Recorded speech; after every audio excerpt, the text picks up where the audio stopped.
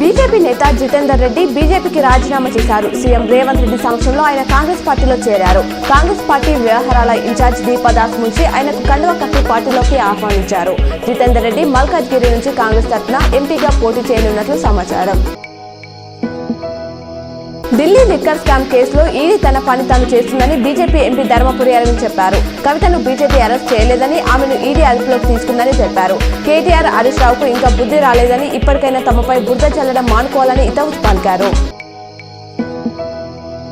ప్రధానమంత్రి మోడీ కుట్రలో భాగమే కల్వకుంట్ల కవిత అరెస్ట్ అని బీఆర్ఎస్ లీగల్ సెల్ జిల్లా కన్వీనర్ దాతనగారి మధుసూదన్ రావు ఆరోపించారు. లిక్కర్ కేసులో లీగాలిటీ లేకుండా అరెస్టు చట్ట వ్యతిరేకమని ఆయన అన్నారు. ఎమ్మెల్సీ కల్వకుంట్ల కవితను ఈడీ అరెస్టు చేయడాన్ని నిరసిస్తూ భారత జాగృతి ఆధ్వర్యంలో శుక్రవారం రాత్రి ధర్నా చౌక్ వద్ద ప్రధాని నరేంద్ర మోదీ దిష్టిబొమ్మను దహనం చేశారు. ఈ సందర్భంగా బీఆర్ఎస్ నాయకులు మోదీకి వ్యతిరేకంగా పెద్ద ఎత్తున నినాదాలు చేశారు. అరెస్ట్ చేయడాన్ని ఖండించారు.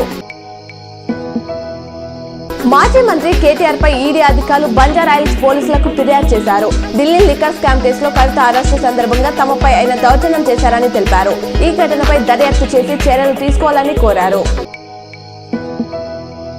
ఈడీ అరెస్ట్ అనంతరం పార్టీ శ్రేణులకు అభివాదం చేసిన కవిత మనోధైర్యంతో ఉండాలని సూచించారు. ఇలాంటి అనిశ్చితలు ఎన్ని జరిగినా ఎదుర్కొంటామని, చట్టంపై నమ్మకంతోనే ముందుకు సాగుతామని పేర్కొన్నారు. ఖైరతాబాద్ బీఆర్ఎస్ ఎమ్మెల్యే దానం నాగేందర్ ను సికింద్రాబాద్ ఎంపీగా పోటీ చేయించాలని కాంగ్రెస్ భావిస్తున్నట్లు తెలుస్తుంది. ఇందుకు ఆయనను కాంగ్రెస్ పెద్దలు ఒప్పించినట్లు సమాచారం. కాగా ఈ నెల 18న సీఎం రేవంత్ సమక్షంలో దానం కాంగ్రెస్ లో చేరనున్నట్లు తెలుస్తుంది.